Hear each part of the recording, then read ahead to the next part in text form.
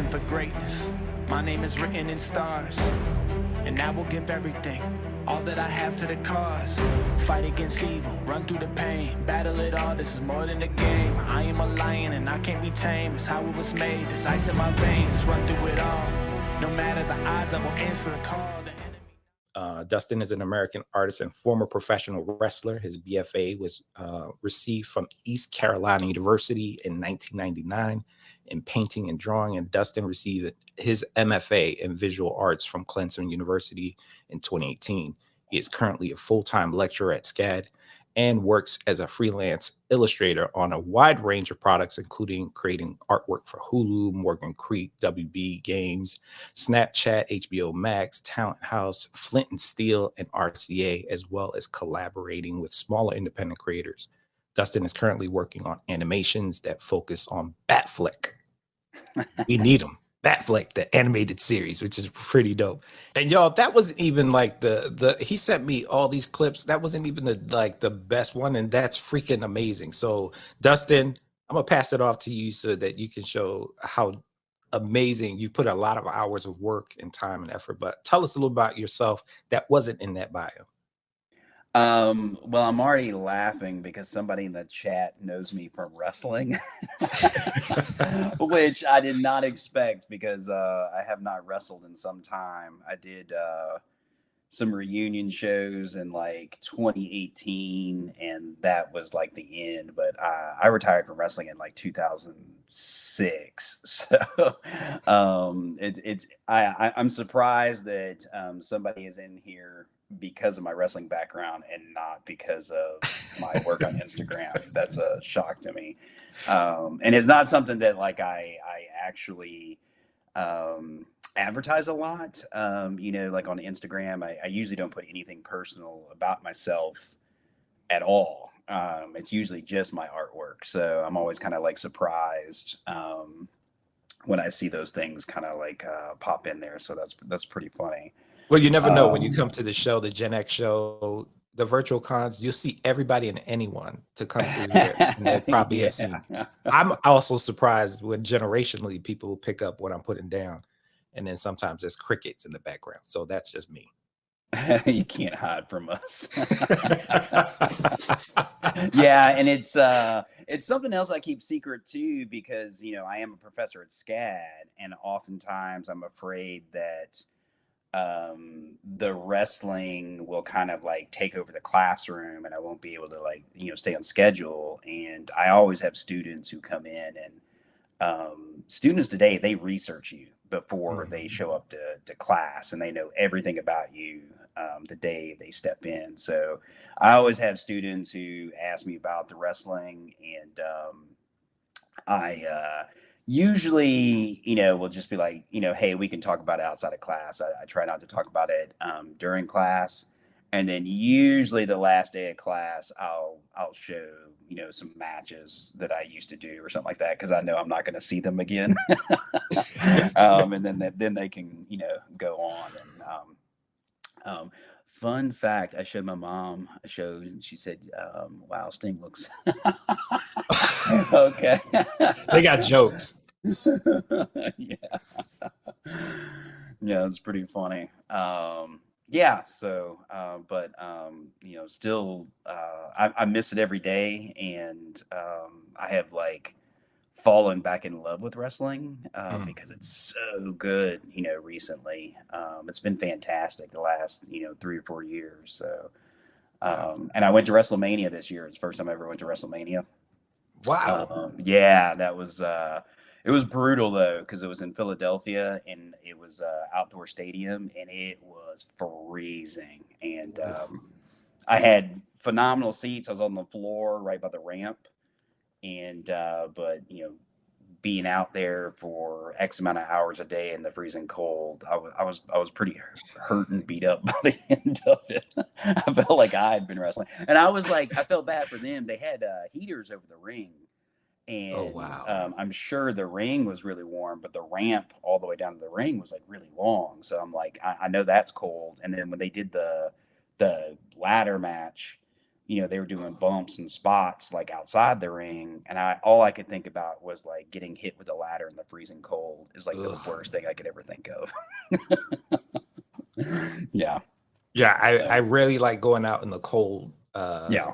As it is, I could imagine a steel piece of metal hitting you on your back or wherever. It's probably like the most. Yeah, I'm definitely from the South. I'm not made for cold weather.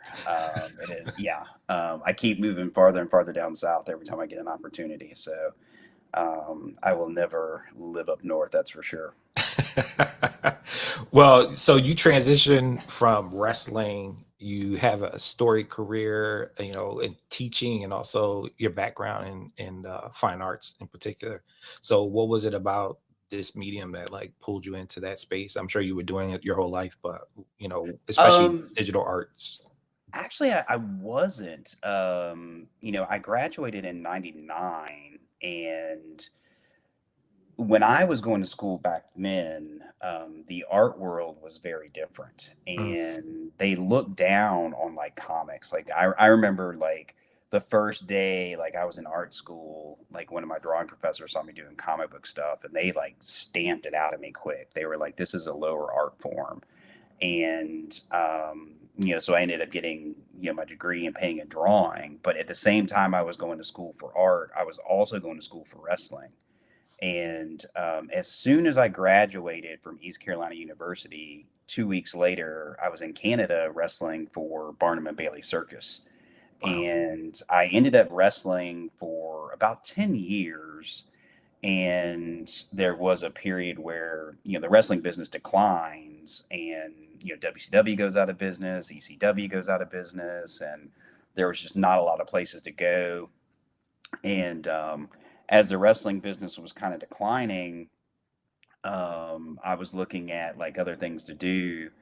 And I ended up in retail management on accident. Like I had Mm, a buddy who was working for a company, and he was like, "Hey, we just need a big, strong guy to come like work trucks." So like days that I was not on the road wrestling, I would go stock trucks for them.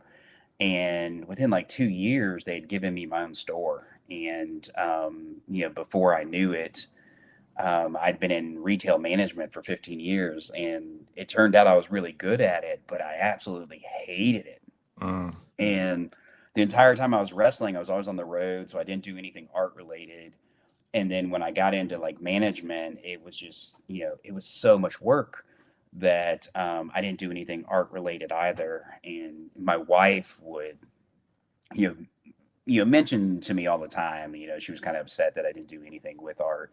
And I just kind of hit a wall one day, and I was like, I don't think I can do another day in management. And I just walked in and quit. I talked to my wife about it, beforehand. I just walked in and quit, and she was like, "What are you going to do?" And I was like, I don't know, And so I got my personal training certification because I was always big into lifting weights. But then I went back to grad school and got my master's.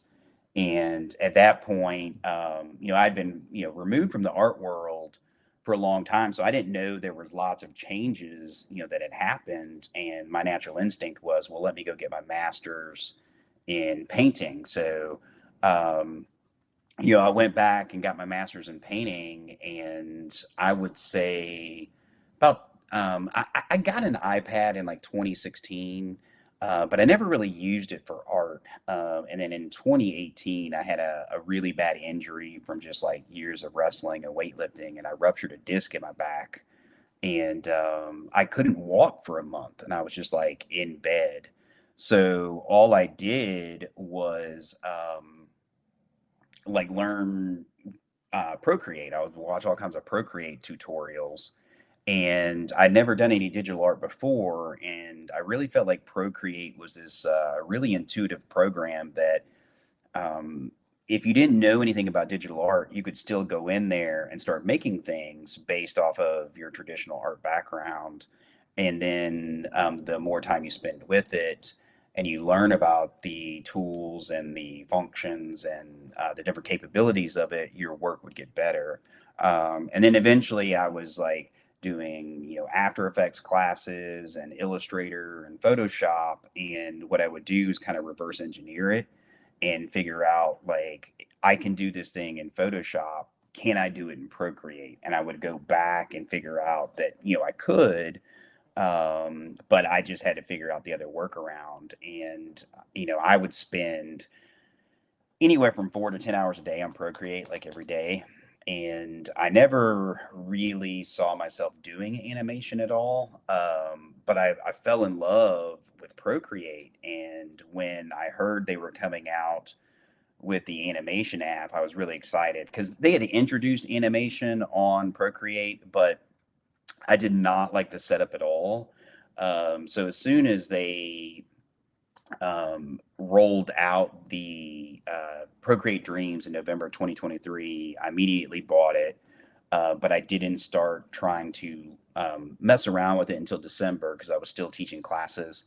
And I signed up for a bunch of classes with different animators, and Alex Grigg is a big one. He was the head animator Procreate hired to kind of like oversee things for Procreate Dreams. And I did one of his classes, and then I finished a class with Michael Relf.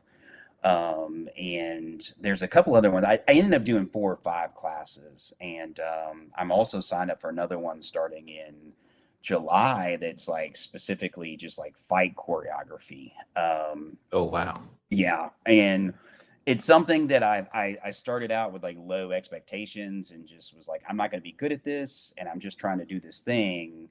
But then every day that I spend more time with it, like I unlock like the new level, and I'm like, okay, let me try to do like the next thing, the next thing. And I have a couple of friends that are animators, and they're like, "Well, you must be glutton for punishment." And I was like, "Yes, I am," because it's a lot of work. And obviously, like my art style has to change. Because when I was doing static images, I would spend a lot more time making them really detailed. But then when you get into animation, I'm Mhm. more concerned with like the movement and the story, and I just to spend that level of time and detail, I was like, this isn't possible. So I was like, we just need to do something that's going to kind of resemble Batman the animated series. And so I also started going back and like rewatching Batman the animated series and the Batman from like 2004, and just like how are they doing things and how do they make this happen. And just trying to be a sponge. Bought lots of books, Mhm. and reading those, taking all the classes, watching animation, and anything I can absorb. I'm trying to take it in and like learn as much as possible. So it's definitely been an interesting journey, but it's fun for me because I'm a gamer, Mm. and there is like a gaming component to it, like in my mind, like figuring out like the next trick or kind of like leveling up. And it's like magic for me, right? Like when it moves and it does the thing that I want it to do and it works out, like it's like I performed a successful magic trick. So it always like excites me, and kind of keeps me going even though it's so much work. It's reminiscent. I remember when I was a kid, we playing video games pretty much all day, and I forgot to eat and look up, and Oh yeah. next thing I know, it's time to go to bed. But you had to finish that round, and this was way back in the day when you didn't have any save. Didn't have saves. Oh yeah. Yeah, I remember staying up late to beat Donkey Kong, and I Oh made yeah. it. I think I made it past 100, and I was like, "Oh, I think I'm breaking the game. I'm gonna win." It Yeah. went to 101, and I was like, "Shoot, I gotta get out of here. I'm hungry." Yeah. Eventually, it got to the point where you would like play for an hour and you could get to a checkpoint and save, Yeah, but still, like you had to play for that hour. yeah, and yeah, I still hold on to that feeling of Yeah. excitement And and at the same time defeat. kids will never know what it's like trying to beat Batman '89 on the original Nintendo. Oh, It was oh, so rough. It was wow! so You brought back Batman '89. Oh, rough. Yeah. well, I know we have limited time, but I wanted to make sure people saw what you do and how you do. I also wanted them to know who you were.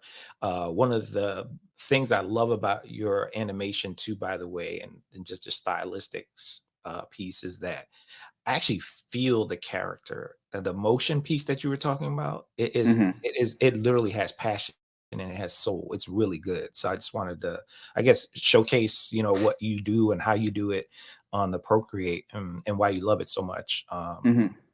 Yeah.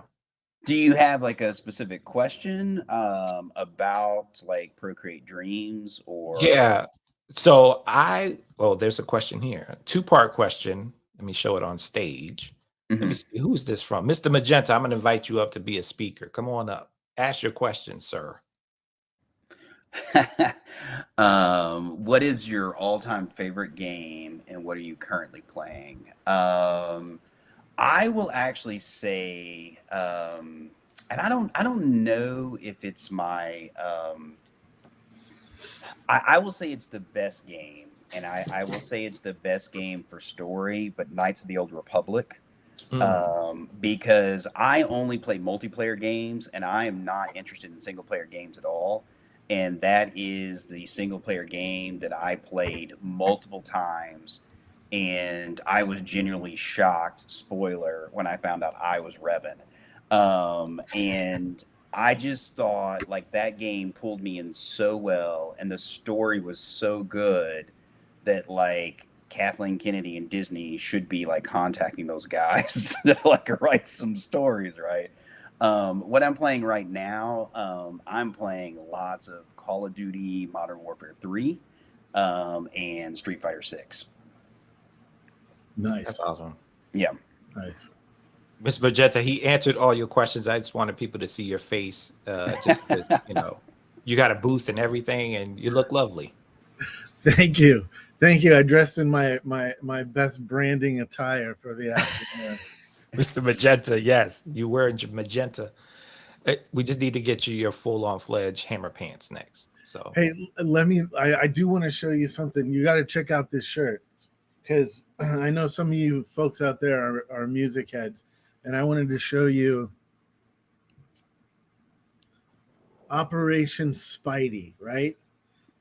So this is the original inspiration from the Operation Ivy logo, and it's from a Marvel. It's from like a Marvel team ups or something. Not a Marvel team ups. It's from one of the Marvel issues, and Spidey's on the cover, and that's the image of Spidey on the cover. But that's the actual image that they then took and made the Operation Ivy logo. cool. I found this at a swap mart or a swap meet somewhere in Midwest Ohio, and as a desert kid from Phoenix, Arizona, I was like, did I just find the mecca of shirts? You know, You did. I thought that many of you would appreciate that and appreciate knowing that knowledge. Now, if we could just find the issue, There we go. I know it's out there. All right, we have about 6 minutes left. I don't know how we're gonna make this happen, but I do want folks to check out your stuff. Someone also said Frank Miller one of your influences? Your Batman reminds me of the beefier Batman.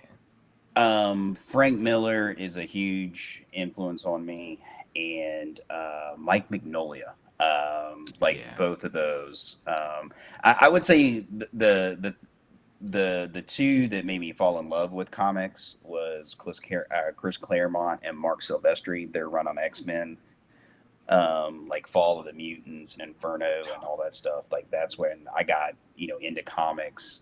But Miller and Mike, those guys, they just use so much black, Yeah. and it just felt so Typically, moody. black. And it was just like these big, chunky shapes. And when I actually draw, like in Procreate, and this is one of the things I'm not happy with Procreate Dreams about right now is Procreate Dreams doesn't have the full drawing capabilities that Procreate does, and they don't have the selection tool or like snapping in Procreate Dreams, because when I draw in Procreate, a lot of what I do is I use the selection tool to block out big shapes and also get those edges like really sharp. Because usually if you're using the pen, you get kind of like rounded edges, like when you're drawing in Procreate. So I found if I do the selection tool, I can block out big shapes and get it sharp. That or I'll go back and use an eraser tool to kind of like get it sharp. But they definitely are huge influences, on me and the work that I do for sure. That's cool. Awesome. Well, Mr. Magenta, everybody's going to go to your booth because it's actually lovely, and you did a lot of work on it. So thank you for coming on and braving the stage. But I'm gonna have Dustin kind of Thank you for walk us having me. through some of the stuff. Thank you so much. All right, Yeah, Dustin. and if you want, I can actually we can screen share and I Yeah, can like show some yeah. tracks, like if you want I to would do love to see that. that. Yeah, let's go do the screen Um, share. Hey, Tempos. yeah, let's do allow share screen. And I'll talk and kind of help with the chat while you do that. Okay. So Graham said, did you see the Batfleck animation as just an exercise, or do you hope to see more done with it? Um, so that's a really good question. And the thing is, you know, I I have a great community on my Instagram page, and they're all very, vocal. And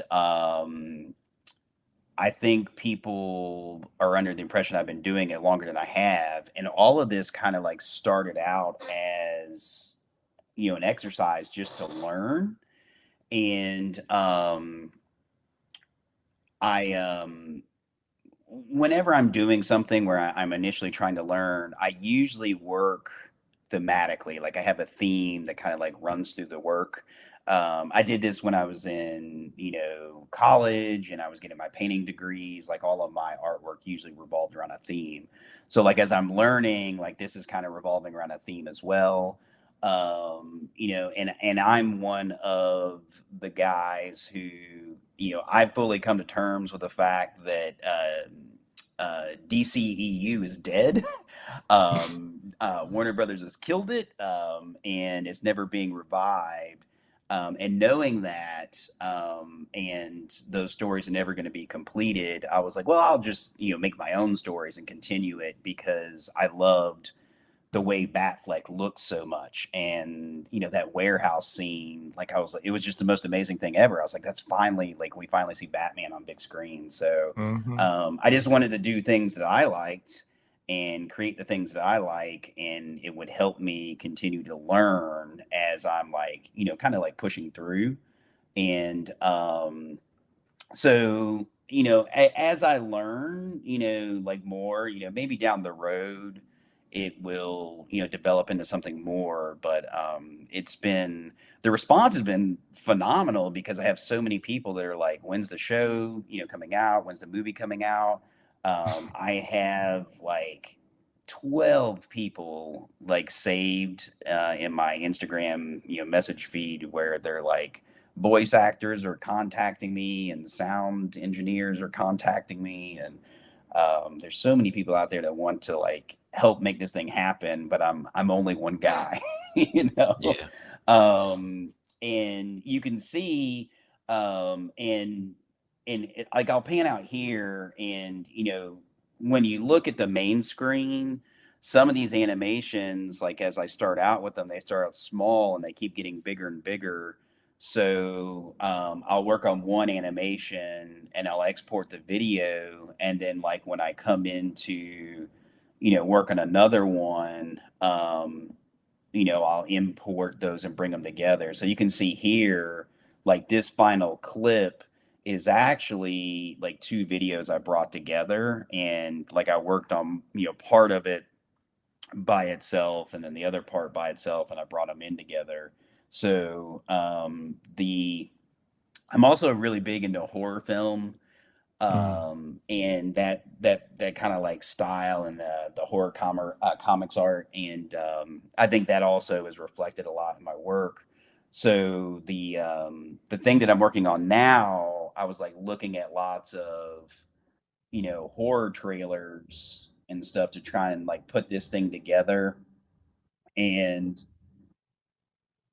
it starts getting really big, and it was kind of getting away from me. So I would like, finish some parts there and then bring them in here and like kind of continue to work on it. But the way Procreate Dreams works is it's kind of like it's like Procreate, like you have layers, but here my layers are tracks, and I have different things on tracks.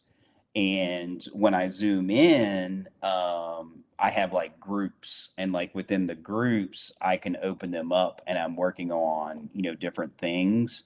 And so like this is literally like all of the cells created for this like one leaf dropping, or I'm sorry, this one feather dropping.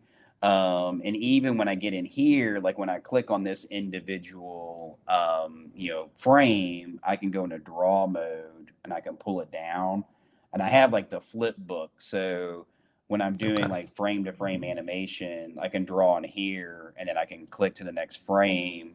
And then I can open up my layers and you can see my layers. So like, the first layer is the original like sketch layer that I did to start. And then I have like my line arts on the top, and then I have like my color below. And I use lots of clipping mask, because what I do is I'll do like I'll just have like one flat color, and then I like attach everything below it. And so you go in, frame by frame, and you can do, cell animation, and, do it that way. And there's a couple of different things that I do, and I'll show you. Like these feathers, I'm hand drawing all of them and doing, frame by frame animation. Mhm. Um, Down here, like later, let me go. When I get to the mallet, um, this those feathers, right? Like the way that they fall, I did this a little bit differently. And when you start working with Procreate Dreams, you want to like not necessarily think about Procreate and Procreate Dreams being separate. You use them together. So I can actually let me open this up. I can actually pull this up, and then I can split screen Procreate. Mhm. And then what I did was, for this particular animation, instead of drawing like each individual leaf like I did the other time, I'm trying to find. Oh, here we go. What I did was I drew some. I like went ahead and did some of the feathers like already in Procreate. I can grab one of these and I can bring it in and then like drop it. And then what I can do is, at this point, what I did is I can move it wherever I need to move it, and I can kind of like scale this frame down, right? So I scaled this down, and now I'm going to duplicate it. So then I Mhm. can like move it, and then you can see like it'll drop, right? So then I can do duplicate again, and I can move it down, and I can keep moving it.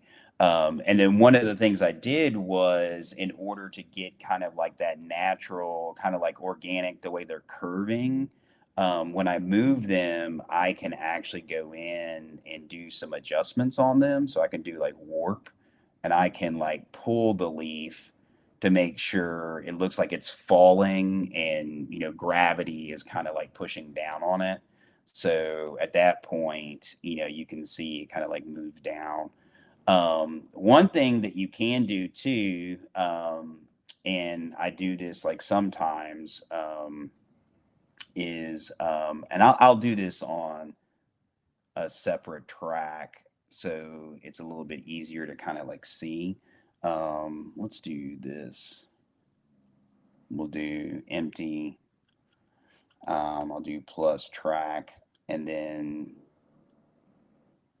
this is like the thing that is going to be different about, Procreate Dreams that, um, most other, animation apps are not going to do. I'm going to extend this down. So like here, I'm going to move this like off screen just to kind of Hmm. illustrate what's going to happen here. I have perform mode. So this is turned on, and right now it's just sitting in ready mode waiting for me to do something. But I can literally like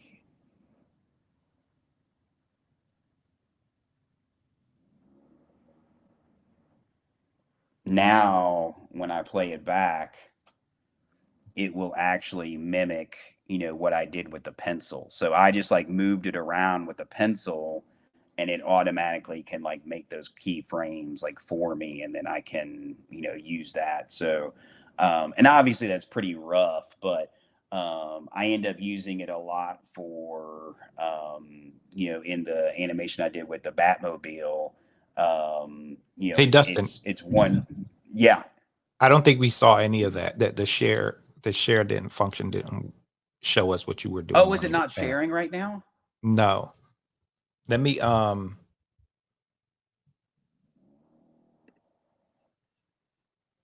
gonna hide myself from the stage that way. Okay, let me try and do it again.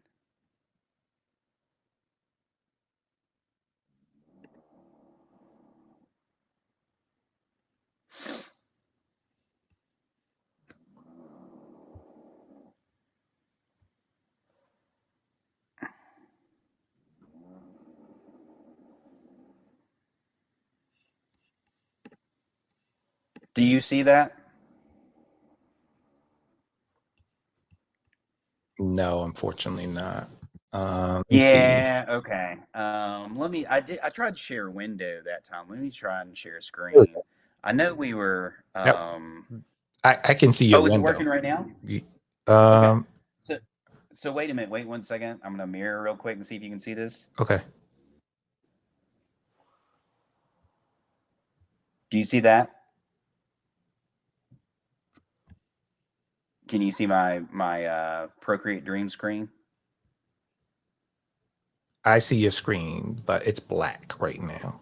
Okay. Yeah, I'm trying to like screen mirror and it's not It's not working. working. Let me try and do stop.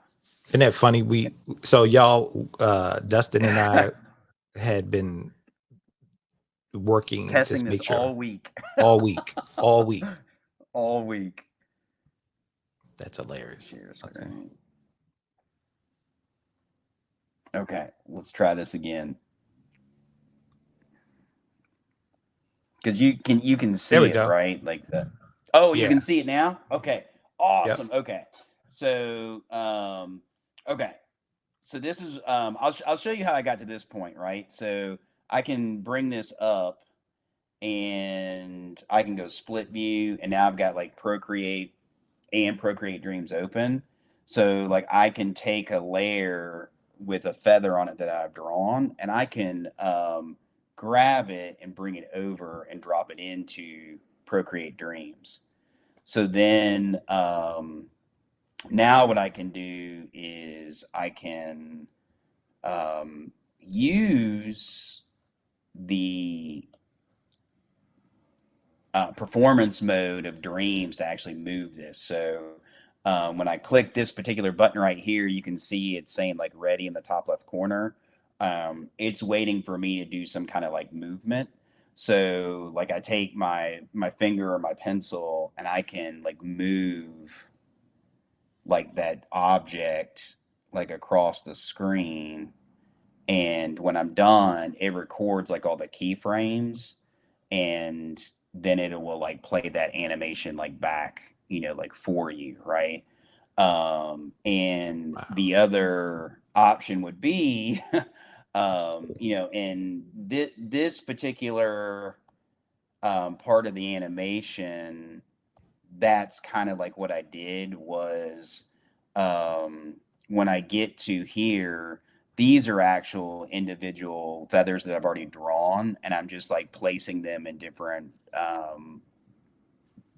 parts of the picture plane, and then I can like manipulate them and give them a curve.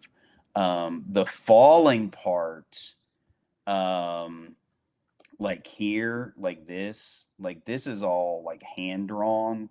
And when I open up my group, um, you can see these are like all of the individual frames. So it's like traditional frame by frame animation.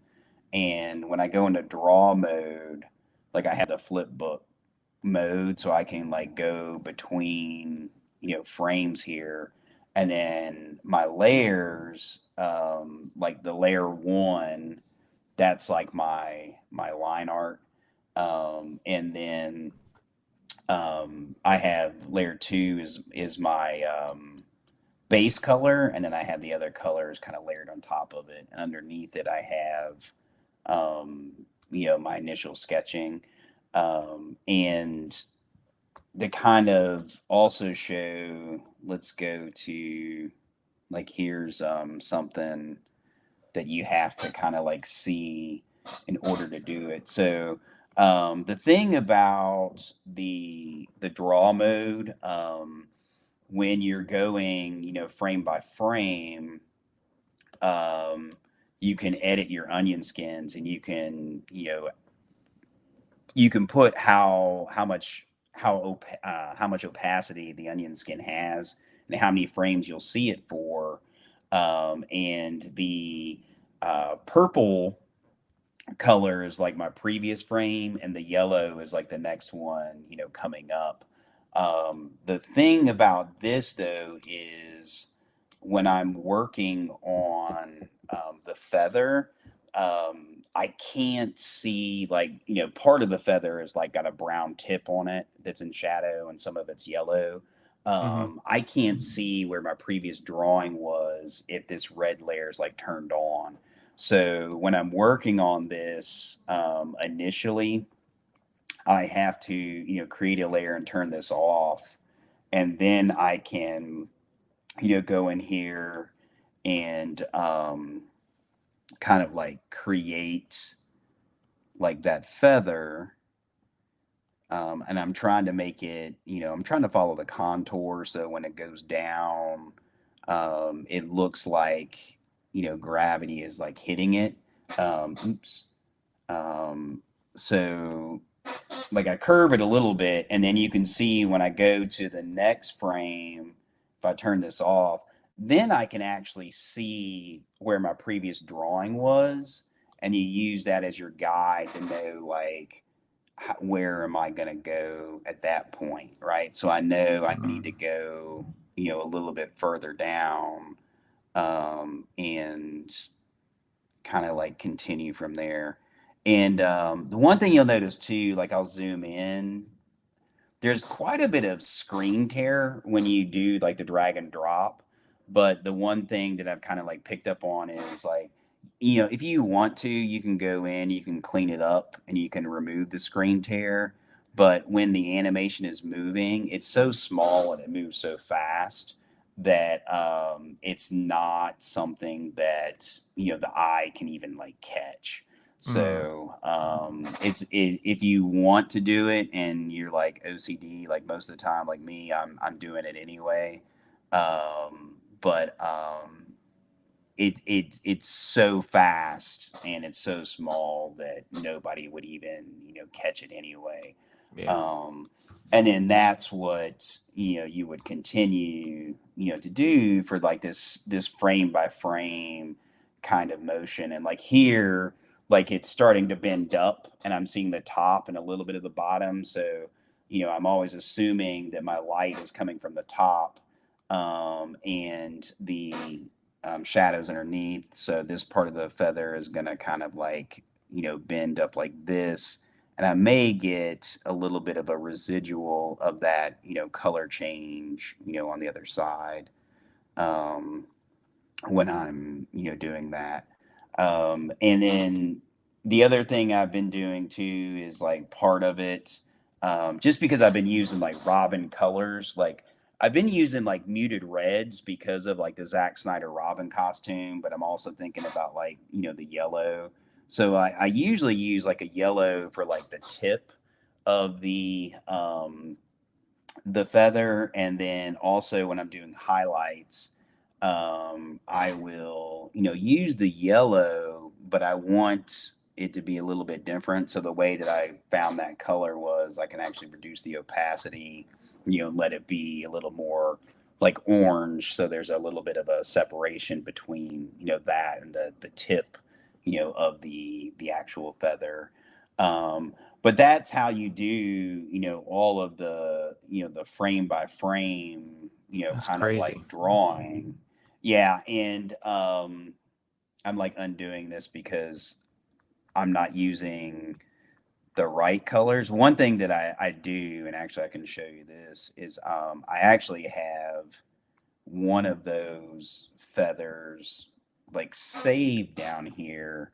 So when I'm working on it, I can turn it on, and then I can just like color match from that. And then I make sure I Mm, have color consistency like across like the animation, yeah. all the way.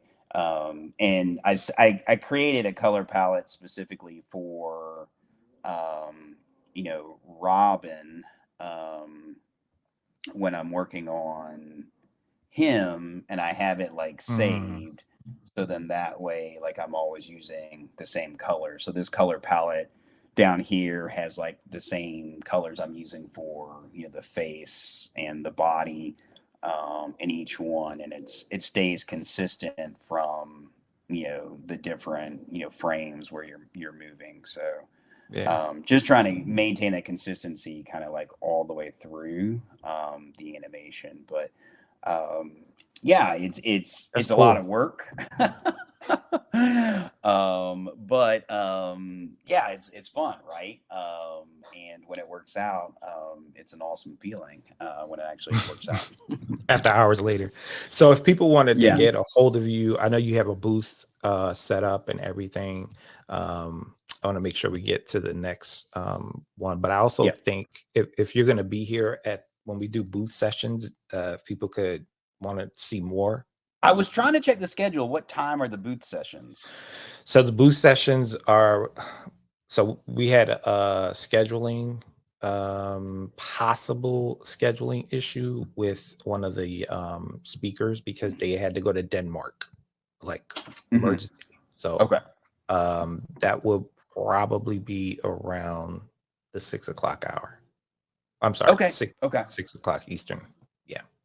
Yeah, yeah, yeah, and I can pop back on, and I can just like work on, Okay. the animation I'm currently working on, so that way if individuals have questions about Procreate Dreams, they can hop in and they can ask questions. Yeah.